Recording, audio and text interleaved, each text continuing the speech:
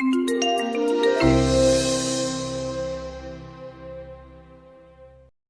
thanks everybody for joining us. I'll just give you a little introduction to Caoilinn for anyone who's not familiar with all the amazing things that she's done. We're sitting with a future Pulitzer Prize-winner here, I'll have you know. So Caoilinn's the author of The Orchid and The Wasp, and it was shortlisted for the Hearst Big Book Award and the Butler Literary Award, and longlisted for the Authors Club Best First Novel Award. Her poetry collection, Gathering Evidence, won the Irish Times Strong Shine Award and was a finalist for 4 other prizes. For her short fiction, she won the Moth International Short Story Prize in 2018 and a No Henry Prize in 2019. And she actually came second in the Moth International Short Story Prize as well, which is ridiculous, that she came first and second. Third. First and third. First and third, okay.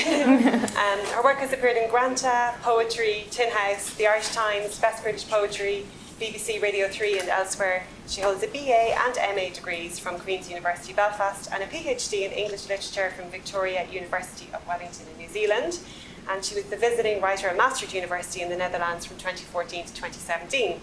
So we'll be hearing about her first novel today, but you can get excited then about her new novel, The Wild Laughter, which will be out in May next year. Thank you. I think to get us started, it would be amazing, Caoilinn, if you would maybe just give us a little introduction to the book and maybe share a reading with us so we can get into the world of The Orchid and the Wasp. Sure, good stuff. Thank you so much for coming out. I was in Google New Zealand, so I was the 5th member of the team, so it was a very different experience to this. I've never been to the Google Dublin offices before, so this is quite interesting. And you definitely couldn't get an audience like this in New Zealand. So thank you for coming.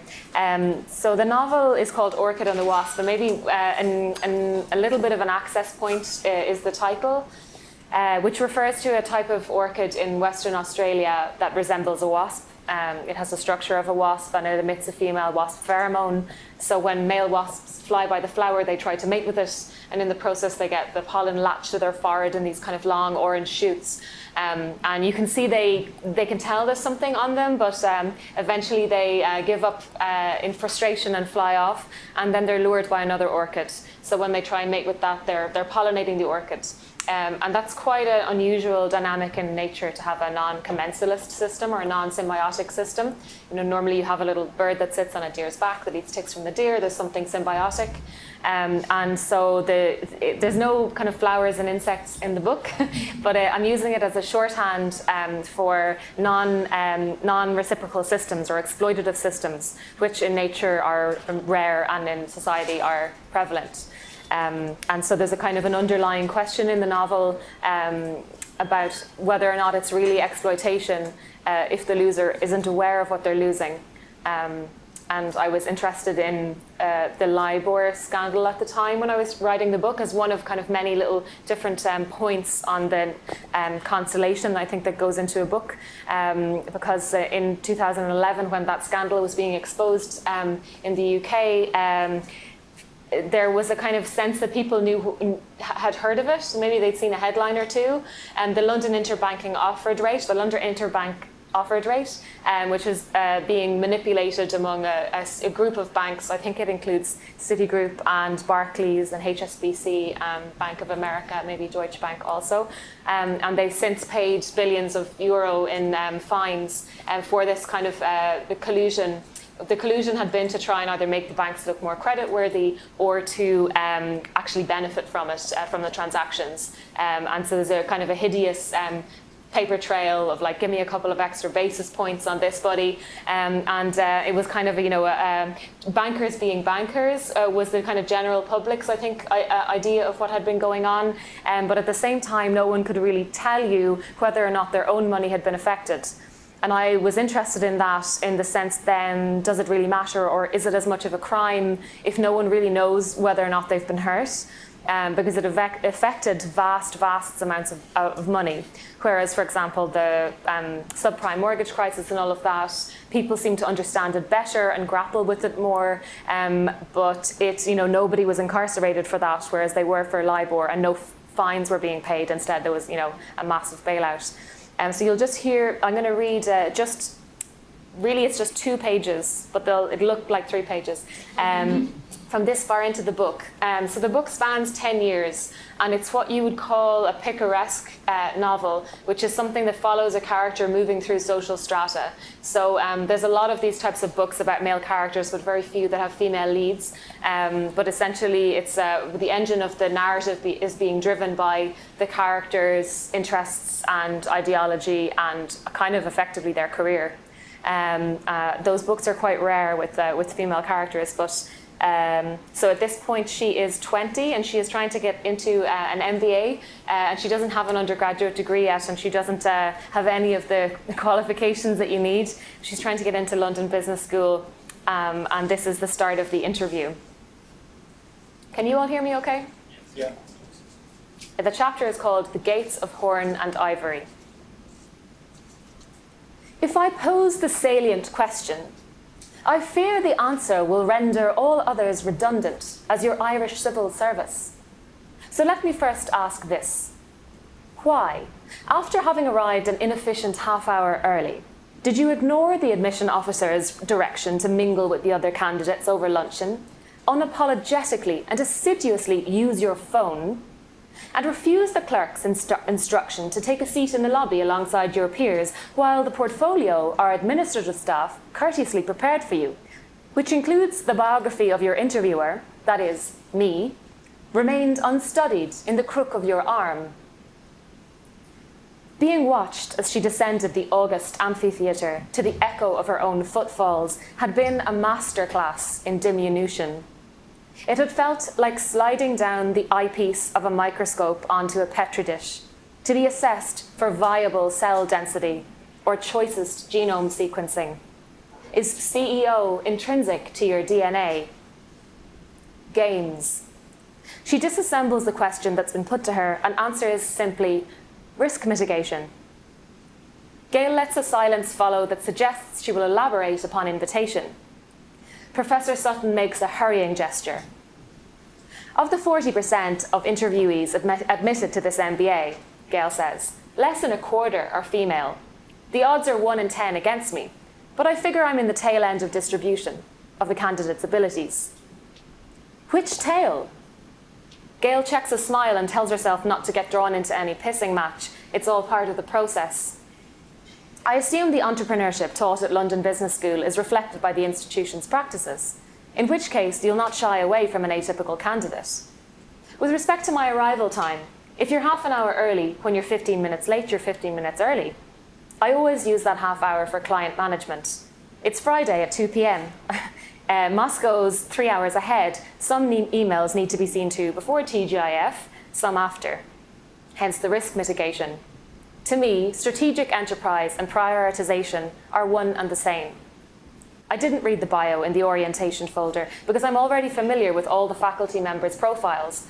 At some point, I'd love the opportunity to ask you about your time as consultant for Citigroup, what your thoughts are on the LIBOR manipulation's global repercussions, and whether you expect to be part of the legal proceedings. If I'd gotten a sector consultant for an interviewer, then sure, it might have slanted the questions asked, and I'd have had an extra half hour to prepare for that. But an interview is an opportunity to present myself and my potential. That needs no half-hour head start. Whoever the interviewer turned out to be, they'd likely decide if I'm a suitable candidate based on my conduct. As to my standing up in the lobby, my interviewer might have come to the corridor in person. I didn't want to be looked down upon, to have to haul myself up from one of those low chairs. The dynamics of the first encounter are critical. The skin protrusions where professors' eyebrows should be are arched. Apposite, you mention evidence, she says, since yours is the lightest portfolio I've been handed by the admissions committee in the history of my tenure here. No resume, no transcripts, GMAT scores, references, amazingly, no application form. If there weren't 28 double-sided pages of single-spaced 10-point font dissertation, I should expect you're trying to save the planet, one rejection slip at a time. Instead, I expect worse. You're the niece of a distinguished alum or a colleague's daughter-in-law who has far too much faith in nepotism. Miss Foss, how did you get this interview? Gail assesses her inquisitor's hands, which rest palm down on the huge leather-topped desk beside a cup of steamless milky tea. Her fingers are like Savoyardi biscuits. There's a Japanese proverb, Gail says. Beat your wife on your wedding day and your married life will be happy. Let's just say I'm no traditionalist. I knew I'd never meet the criteria to get this interview, but I felt that if I got one, I'd have as much chance of admittance as if I'd met them. So my priority was to get into this chair. I didn't get here the traditional way. Professor Sutton jolts with a hiccup. There's an Irish proverb, she says, and swallows loudly. A thing gotten badly goes badly. I'll leave it there. Thank you. Wonderful.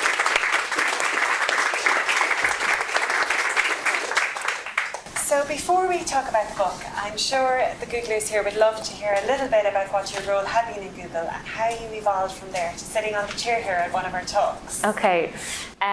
This is always such an opportunity of self-congratulation, isn't it? When you get to reverse narrativize your life and just pick out the good bits and, say everything was causal, one thing led to the next, it was all part of the plan. No, that's not the case.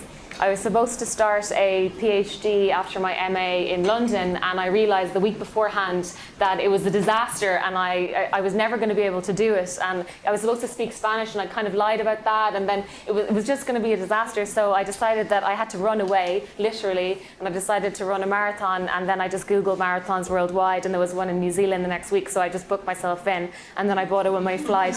And in the meanwhile, during that week, I wrote a lot of apology letters, and I just went, and then I got a job in New Zealand. You can get a working holiday visa, Irish and English people, I think, under 30. I got a job in a clothes shop. I was 21, I think, or 22. I was the oldest person by such a long way. They thought I was another species, and I remember like the clothes, the changing rooms were just full of tags because the clothes were so cheap that they didn't bother kind of putting any security on them. They just assumed that they'd all be stolen, and that was fine. It was part of the cost of the business.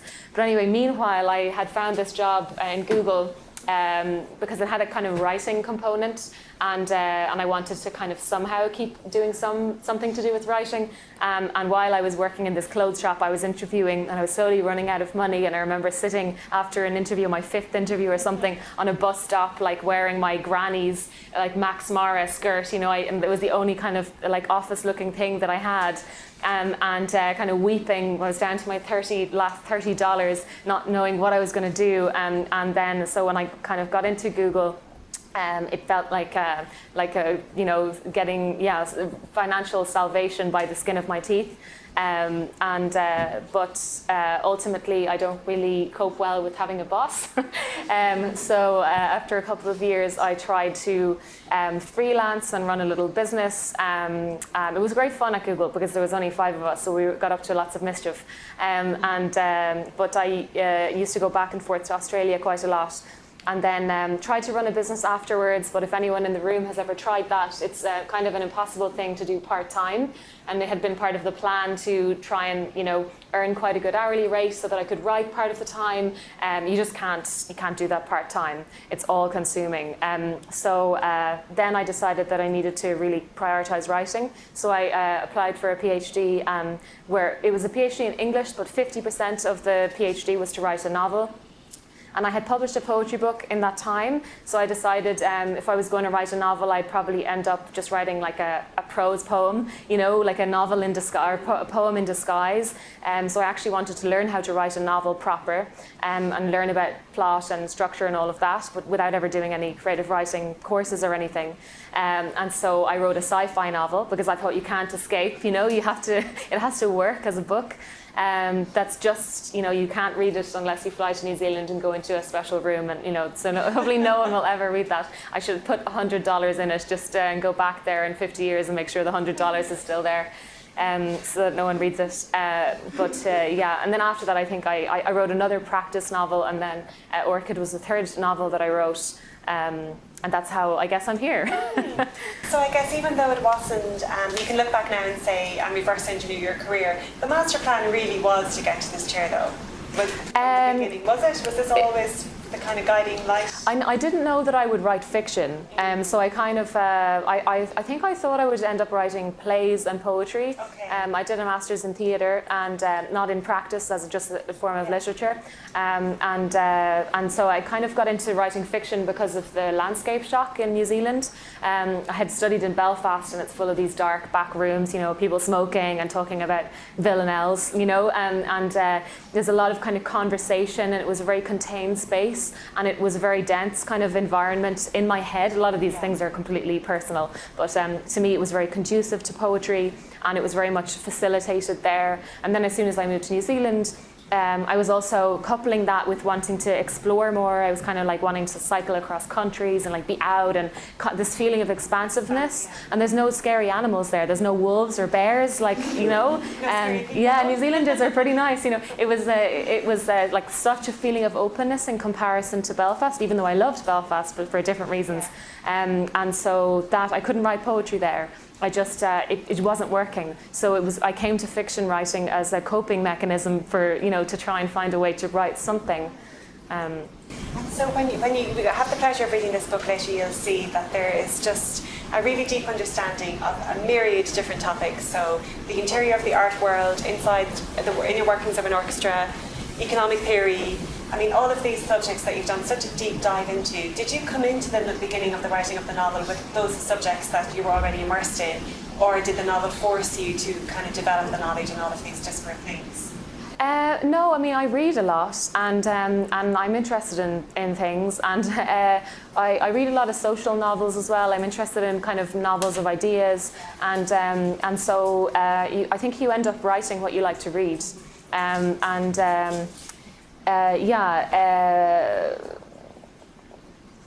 sorry, the sweet wrapper has disconnected me from my thought. No, apologies. I'm like crazy aural sensitivity.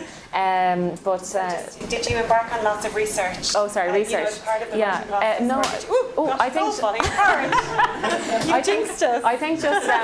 I think just like reading generally, and you're always going to be writing about what you're interested in, or you should be at least. So by virtue of being interested in it, you're probably educating yourself about it, and you know, you should be writing. I think, you know, you need to be writing the book that if you were to be hit by a bus, it was the right thing to be working on. So that has to be the thing that you're most compelled by, that there's nothing else worth thinking about, or at least not near to the top of that priority pillar.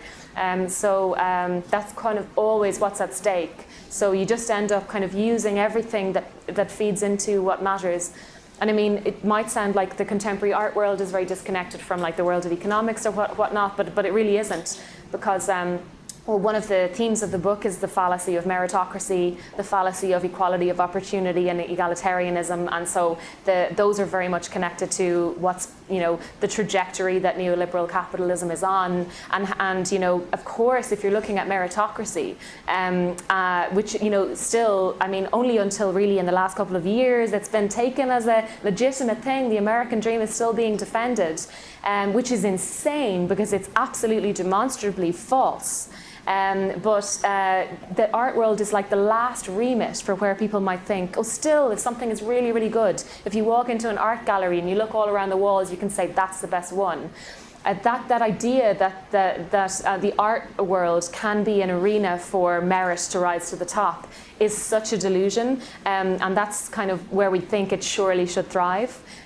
You know, I mean, you know as well, for being a writer, and I really recommend Helen Cullen's book, The Lost Letters of William Woolf, just while we're on the topic. But you know yourself that there's so much kind of networks and nepotism and games and all of this that go into the decisions as to which books are discovered and which aren't. So do you feel there's a meritocracy in the publishing industry or not? No, I don't think there is anywhere. No. But still, you had to write this amazing book in order to get published, because I worry if we say that there isn't a great meritocracy, that people assume that we got published because we had connections or because we were able to. I think we did. But I don't think I did.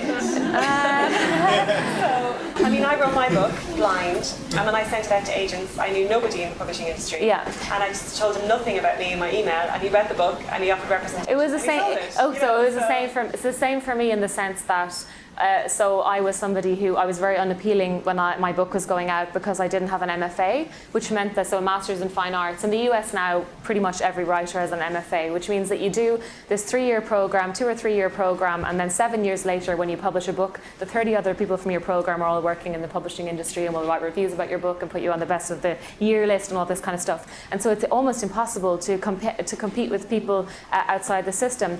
And so, but that's kind of at the kind of larger level. But then at so many other levels, I think just the fact of having privilege and being born into security, and the privilege starts like at such an early level, just in terms of the quality of air that you breathe, you know, and malnutrition, all sorts of things that begin so early that, you know, I think are all signposts to the lack of equality of opportunity. And it's, you know, it's the opportunity thing. I mean, even I was in England yesterday, and, you know, there was this book that recently came out by Guy Shrubsole.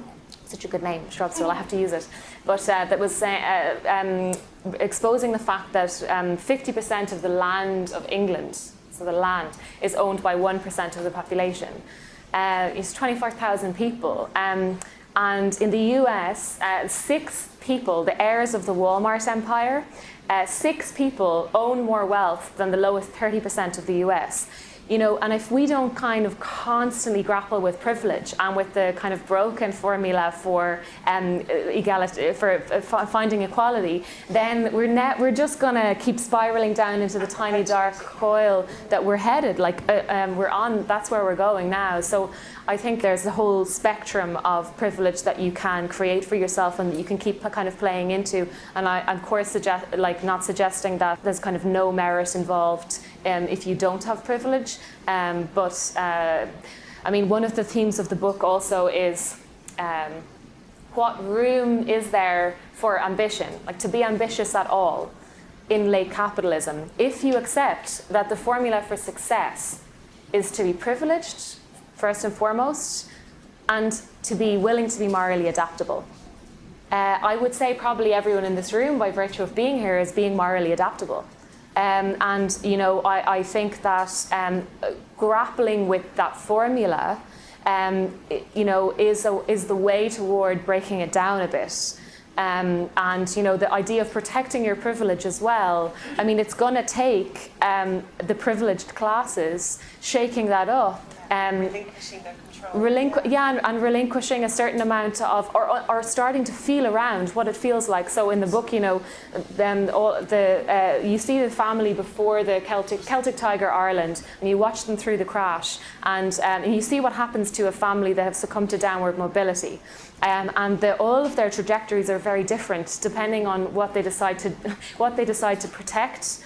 And then that's got to do with what makes for a good life, you know. I think the character in the book is potentially, she's becoming quite cynical about the opportunity of even living a good life. Is a good life some kind of form of self-delusion?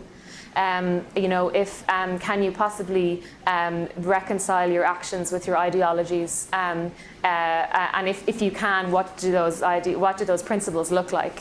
You know, and as soon as you've got somebody whose principles are reconciled, probably their principles aren't ideal or aren't role model principles, you know.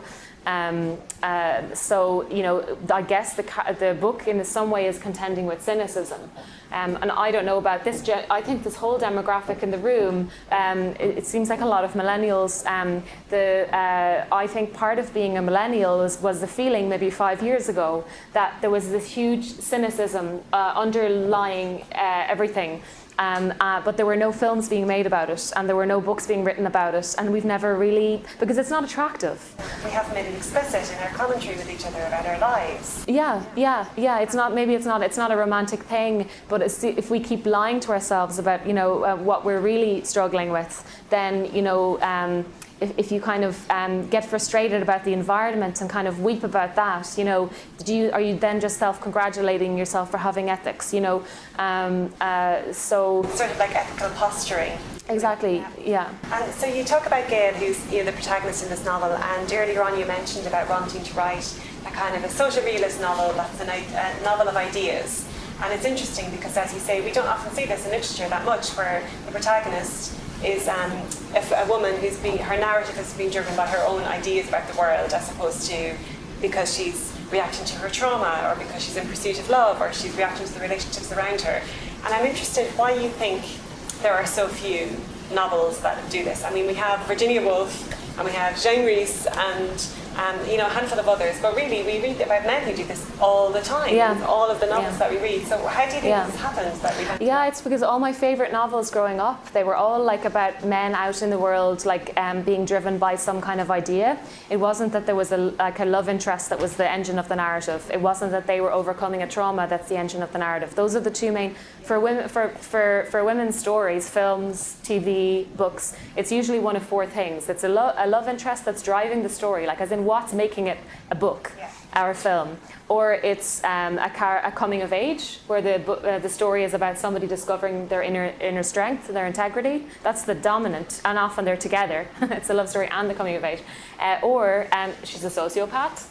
Or the final one, which is I think the darkest, which is that it's about a character that's overcoming their trauma, or the trauma is inserted in the story. It's maybe a unlikable character, or like not a heroine, not a heart of gold character, complex character, but they're inevitably given this trauma as a way of calibrating your response to them and kind of apologizing for their unlikability or their behavior, and helping give the reader a reason for following through and being interested in the character. And I think that's really, really a strange and dark and disturbing problem, because I do think, especially middle-class white women, that's kind of the biggest problem I think that our demographic have with the internalized misogyny. 54% of white women couldn't vote for Hillary. Like that's definitely down to the fact that you're looking at an archetype. This is a character that doesn't exist. Where's the precedent for her?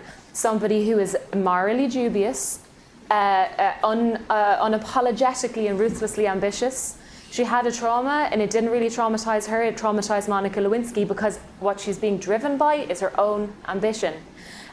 There's a double standard, because she was absolutely the best person for the job. I don't agree with that. She's not my politics, but absolutely the best person for the job. And we couldn't get behind her. There's a big reason for that. And I think it's, it needs all sorts of probing, because we have nothing. Like Fleabag, and people come up with these examples, and I'm like, but she's driven by trauma. That's the whole, why do you need that? You just don't need it when it's male-led books. Like, I don't know, Candide, Heart of Darkness, Picture of Dorian Gray, Portrait of an Artist as a Young Man, it's Frankenstein, all of them, all of those brilliant books that are about someone being driven by something in their head that they're trying to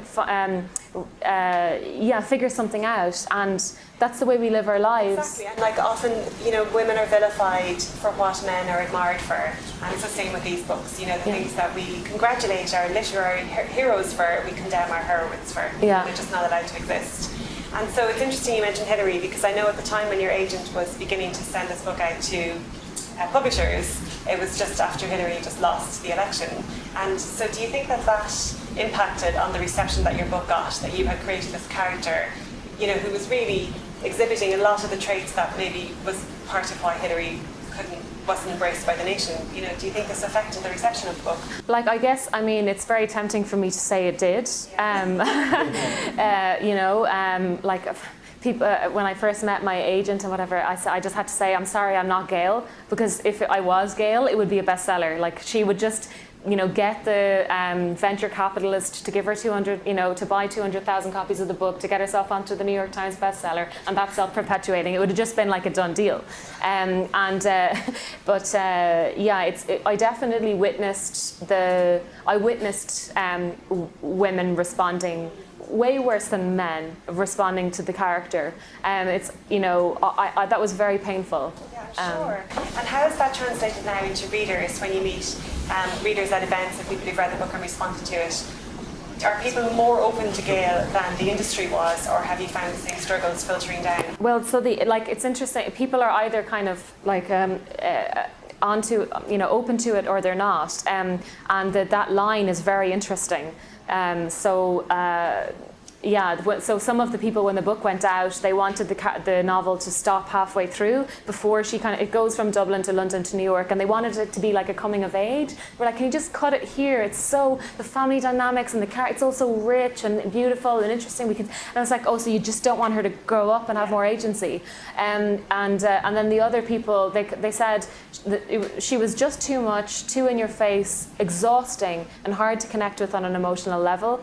And so that started really early on. It started from the submissions, thankfully I have an agent who's like, F those guys, but it was that was a difficult aspect of the book, and I think it probably killed it. Like it killed the book.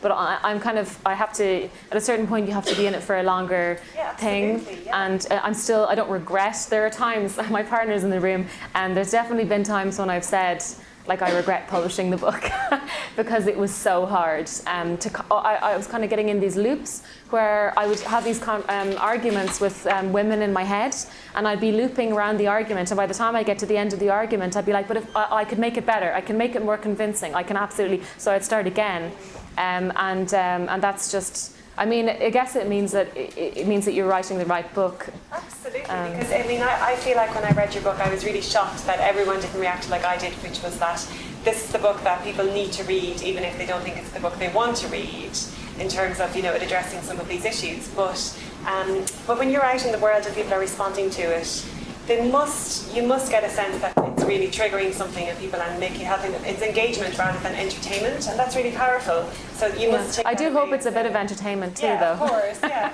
But it's just, I think it's something that people will linger and percolate and think about afterwards. So it must make you feel better about it when you interact with those readers who've responded to it, I'm sure. Yeah, well, I guess if I can get people thinking about really crucial things, like, just on a basic level, like capitalism bashing, So I think people often get really confused as to whether or not they should be part of the group of people who bash capitalism, because we're all here because of capitalism, and we're all like have the insane variety of food out there because of capitalism, and all of that.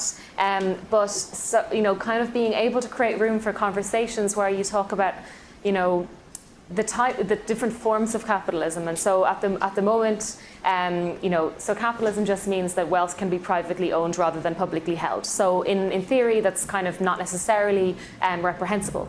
But if you kind of don't control wealth accumulation, then it becomes kind of self-perpetuating. And now we're living in an era where percentage return on capital is higher year on year than percentage return on income, which means that you can never ever succeed financially over someone who has capital. And that's a really, really grim situation to be in. And the book, it's not in the text at all. It's just that it's in the subtext. It's kind of grappling, which feels really fundamental to me. But so, as an artist, then trying to be a writer and an artist in a capitalist society, how do you reconcile those two things? Where on one hand, you're trying to write this book that's completely, your truth, and you're not in any way going to be, influenced by the necessity of it being commercial. But on the other side, you actually want to make a living out of this, and you want it to be the thing that you only get to focus on. Yeah. So how do you navigate that? Well, I can tell you that when I worked at Google, I earned at least twice as much as I earn now. How many years later? 14 years later? Yeah. So there's that. But so I guess it's about accepting that what kind of art you want to make, and I am not interested in making products. It's funny because the indicators for whether or not you're succeeding as a writer are so different to the financial indicators. Absolutely. And you have to create your own kind of indication as well, because it's not going to be volumes of books unless you're just cracking that incredible kind of combination of fluke and privilege. Unless you go down the kind of dark route of really kind of deciding to keep playing into the things that will help the formula of the book succeeding, and then you end up spending half your time being kind of a salesperson or being a networker and not actually making the work. Yeah. And to make a good book is really, really, really hard. And it took years to write this book, and It'll probably take, I have a short novel coming out next, but the third one is going to be a beast. I can tell, and I'm just like, I'm putting it off because I can feel it growing, and I'm so nervous about how much kind of self-belief and poverty and everything it's going to take to get to the end of it, but I have to convince myself it's worth it. So we're going to open up for questions soon, but just a few things I'd love to touch on before we see what all you guys have to ask about. You obviously have these amazing intellectual objectives that you take to your work. So how do you manage to balance that without the book becoming really didactic and being like a message from Caoilinn for the world and still, a work of art? So I definitely don't come to the book with anything with any kind of polemic. Okay. I definitely don't do that. So I write into the dark. I never know where I'm going. Even the chapter before the last chapter, I won't know how the book is going to end. And so, for example, when I mentioned earlier, once I had the title and I had that question about is it really exploitation if the loser isn't aware of what they're losing, I was afraid that I'd end up 350 pages later asking the same question. So I put it really early on in the book into a character's mouth because I just didn't want to be kind of performing any kind of thought experiment. So I didn't know whether or not, but you have to hope that the things that you're interested in, if you give them time and you write honestly and you really check yourself for, writing with integrity and being sure not to kind of manipulate a story or manipulate characters toward an agenda, that ultimately something larger and more nuanced and more subtle and deeper will arrive. A good book shouldn't be paraphrasable. And so, nor should you be able to kind of pitch it in an elevator. Kind of the things that the talking points aren't probably representative of the whole experience of reading the book. I don't know if that answers your question. Yeah, it does. So interesting. And I think it's obviously fascinating that you slip between these worlds of poetry and short fiction and novel writing. Do you approach them all from a different part of your writerly brain, or where do they intersect? Are they all different versions of you? I presume they are all different versions of you as a writer, but... well, short fiction is feels like a kind of indulgence. So I didn't write a short story until I'd written 3 novels, which was not a good idea. If you want to write a novel, write some stories first. You'll save yourself a lot of hair pulling out. It's when I arrived at the forum, I was realizing what a short story could do as opposed to a novel. So there is something that it can do. It's like a short film as well, and it was just so addictive because also, a novel is you never know whether it's going to work or not, and it's so long, and it's just so much hacking away. On a short story, you can kind of spend 2 months, and it's a whole journey, and it's all this iceberg that's behind it, but that you only just get this little thing, and that the reader is probably going to read it in one go, so you have this control over the experience of it, and it's just such a gorgeous form. If I'm writing a short story, it's either because I'm trying to recover from coping with the marathon of a novel or the emotional, keep wanting to curse. Sorry, it's being recorded. With poetry, which I'm not very good at going back and forth. I'm kind of a monotasker. But when I do write poetry, I feel like poetry is philosophy. There's a resurgence in poetry now. People are starting to read it more, and I think that's a really good sign because it does mean that you're spending time. There's no barriers. There's no it can be kind of mortifying to try and write poetry until you kind of give yourself the license to, and then it can feel like nothing else. And if you're able to do it, then it probably means that you're having a very kind of interesting and open conversation with your beliefs and with your perception of the world, or you're trying to work it out. And so poetry is kind of a calming and even if it's very unnerving and troubling genre, and I think I hope the readership for it keeps growing because School can really kill poetry for people. If I ever teach, I taught a course in poetry and translation at Maastricht University. I often bring in like 100 poetry books and just throw them all around the table and spend an hour being like, pick and throw them away, like, and find like something that you like. Find 4 books that you like in the group, and you'll see some people respond to kind of a narrative style. Some like not very many words on the page. Some like, and those sound like arbitrary things, but they aren't, because it's got something to do with your sense of visual space and your brain and all your thought process. Exactly, yeah, and just giving people, saying that that's allowed, and just because you don't like Dylan Thomas or you don't like Yevtushenko, whatever, doesn't mean that you don't like poetry. Yeah, try Anne Carson And I know that's something we have in common. And one of the interesting things I found on my writing journey is that when you talk to any writers about either their process or the path to publication, the only thing they have in common is that they somehow manage to finish their books.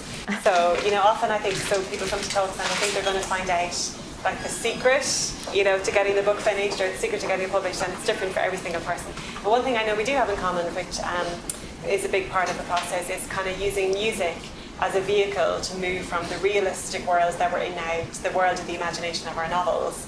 And music is a huge part of the book itself, but I know it was a big part of your writing. And I think it'd be interesting, I'd love to hear you talk a little bit about that, how music helped you create. Yeah, well, as you might have noticed earlier, I'm a bit of kind of an aural nut, and I have earplugs inside of noise-cancelling headphones with white brown noise playing on the computer often, like when I'm writing. I find noise really problematic. And actually there's a bunch of studies coming out at the moment talking about how noise pollution can be worse for your health than air pollution. So maybe this is me justifying my neuroses. But I go to cafes and I listen to cafe noise soundtracks, which is unbelievably postmodern, because the cafes just don't sound quite so usually if I'm writing a novel, I'll pick, on top of brown noise soundtracks, I'll pick 2 or 3 albums. And then I listen to those albums for the 4 years that it takes to write the book, because it's a kind of a muscle memory association. As soon as it comes on, you're back in. So you have to pick really wisely. And then it's really dangerous if an album like Nils Frahm, Spaces, he's this German musician, it's just like, I still am addicted to it, even though I've listened to it probably hundreds of thousands of times. The danger is that you'll want to keep using it for the next book, and then you'll end up making the next book be like a weird limb of the previous book. So I know that you've put together the playlist of the music that inspired you with your writing. Do you think it would deepen the experience of readers reading the book if they listened to the playlist while they were reading, or is that just something personal for you?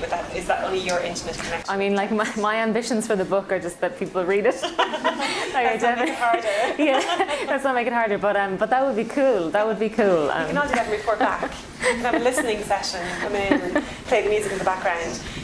So I think just finally, I think people are always really interested about what it's actually like, the publishing process, because so many people aspire to be writing, and often we think that's the end game. You get your publishing contract, you can walk into a bookshop and usually, hopefully, sometimes find your book on the shelf and you feel like you've arrived. But the actual reality of living with the experience is very different, I think, from what people imagine it would be like.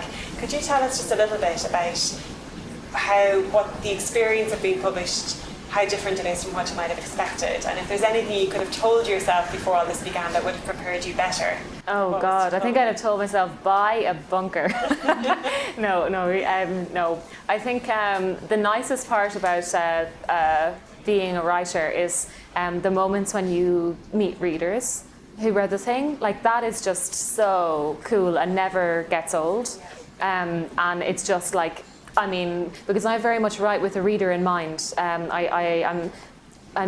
any case, books are a little bit unfair in comparison to other art forms. If you put on a piece of music and someone walks into the room, they have to hear the music. If there's a painting on the wall and someone walks into the room, they have to see the art. A book, you have to walk over to the table and open it and then engage your thought processes. For many hours, and that's a big act of generosity on a reader's part, and I hope that the book itself is an act of generosity. And so when those things come together, it's just like, well, it's what I feel like it's what you live for. But I very much do write for a reader, which is to say that the book's best self exists in the subtext for the reader to realize. So it's not, there's so many kind of themes that even have come up in this conversation that no reviewer has talked about, or that because it's down to each individual reader depending on how they read it, and that there's that room, and they very much have a role in the book.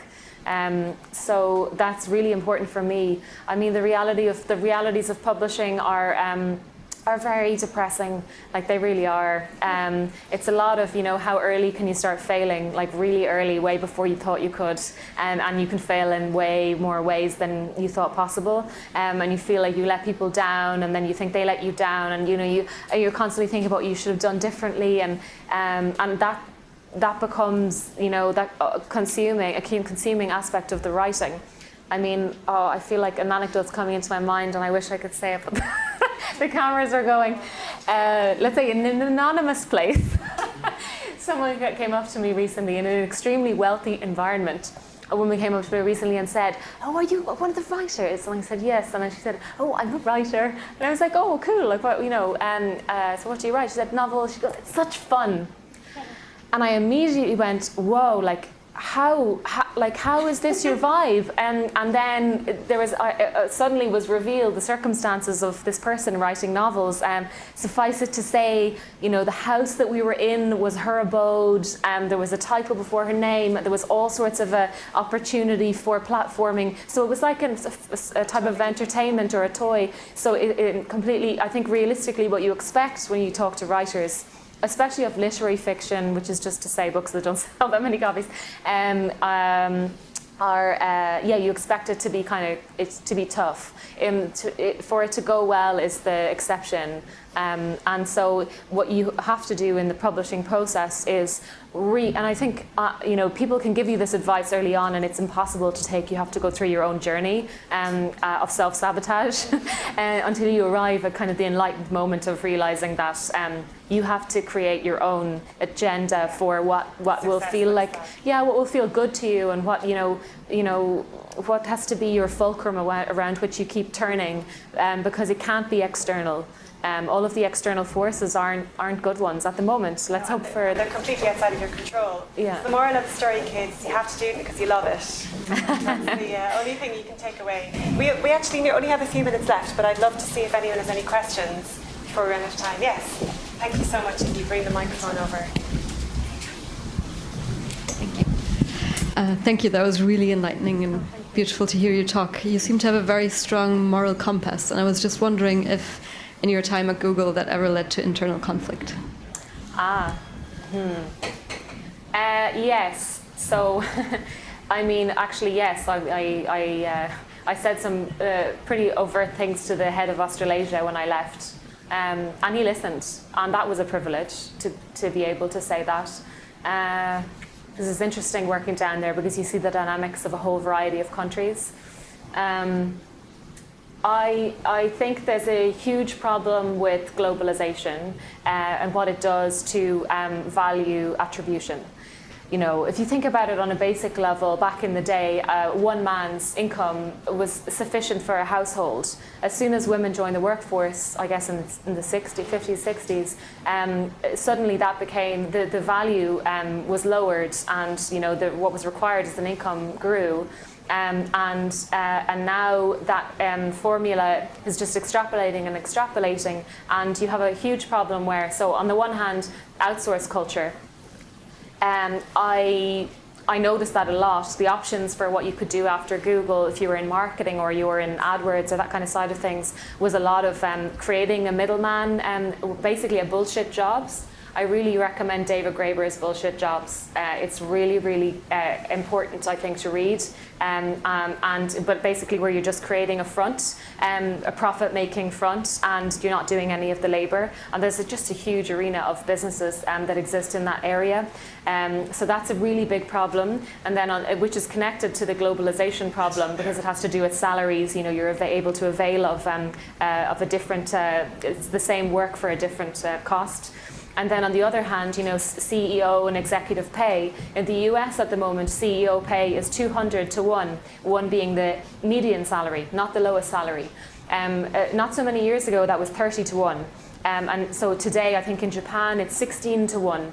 But because of globalization, you're creating a new, you're creating a precedent for that kind of pay.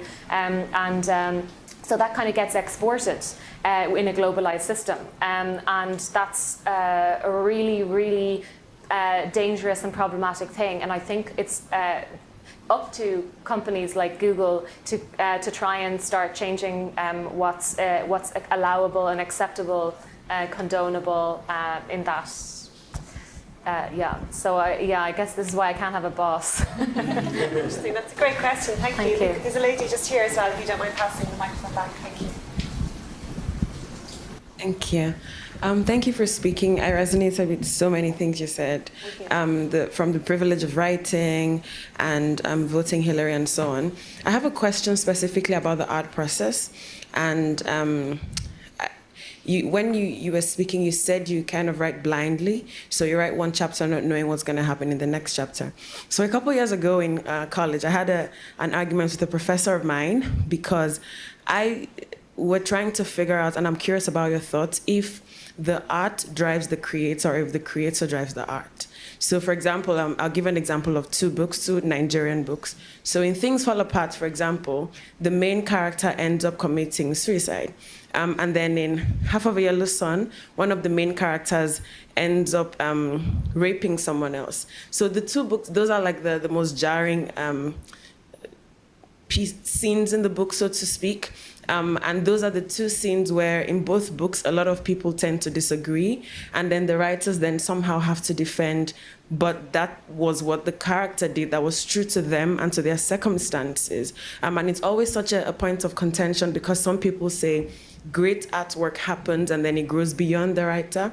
And some people say a good writer or a good artist knows how to control their art to the point where it almost becomes sublime, beyond them. I'm just curious what you think about that. Yeah, that's a really, really good question. I think that if the books end up doing the harder thing, whether that means the less palatable thing or not, it probably means it's doing the right thing.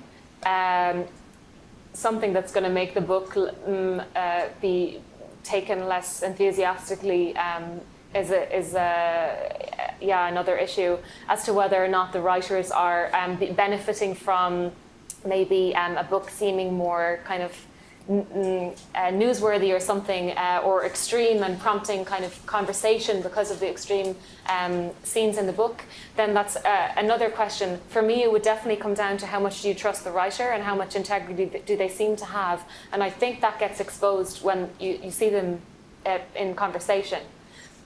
So I would say that's very much case by case. You can make decisions, so if I ever have writer's block, it's usually because I did something dishonest. Like I put a line of dialogue in a character's mouth, or I did something kind of cute, or I decided, it'd be cool if I can just jump here to London and put them there, and and then you're several pages down, or even a few chapters down, everything is not working, and you have to unpick it and figure out the part where you kind of, you force the book, for convenience or for effect. And so I think that's the biggest task of writing, is to back yourself in those decisions. And so with whether or not you have control of that, I guess that's pretty hard when if it's your first book. And I often recommend to writers not to publish their first book. That can be really tough if you're teaching writing, and it's hard to get people motivated if they're like, well, why should I pour my heart into this if no one's going to read it? Well, I think that gives you a kind of a tuning fork for the whole rest of your life to know about things like this, to know whether or not the right things are driving those decisions, to know whether or not you're manipulating something subconsciously or consciously.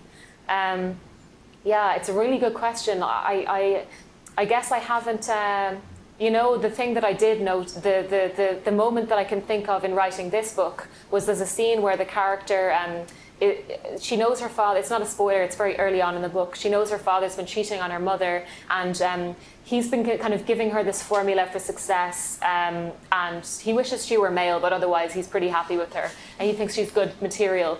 And so she decides to try and gain some power over him by going into the shower. He's just come back from cheating on his wife, and he's actually jerking off in the shower. And she goes into the bathroom and sits on the toilet and waits for him to notice her. And when he notices her, he's like, I'm telling you now to get out. And if there's some point in your life when you think back to this moment and you think that your father traumatized you or that you had a strange upbringing, remember that I'm telling you to get out. And it's amazing how when I knew when I was writing the scene that if I made her really be traumatized by the scene, that it would be more acceptable to a reader that they just read that scene. And if I actually had her be kind of teenagery and just be like, and it's just a power play where she won't give him the towel. She makes him stand close to her to get the towel. That she's testing her the power that he's trying to teach her to have. And so it's nothing so dramatic. She's not being abused and all of that. And I guess I paused in the writing of it because I knew that it would make the book much more palatable if she were raped or if she were, which is a super dark thing to say, but I fear that it's the truth. And so there I remember going, I think I might lose a bunch of readers, and I did. Even I was doing an event in New Zealand, and a woman came up to me and she says, I have to admit, I bought your book last month and I read the opening chapter and I stopped reading it and I came here in an angry frame of mind. And she said, but after hearing you talk, I'm going to go back and read it, but I'm not sure about it, but I'll read it. And it was really like, I guess it was good because and the publishers probably aren't happy at the effect that had, but yeah.